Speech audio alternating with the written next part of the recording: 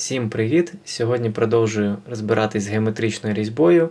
Буду вирізати орнамент змійка. Він так само складається зі звичайних трикутників.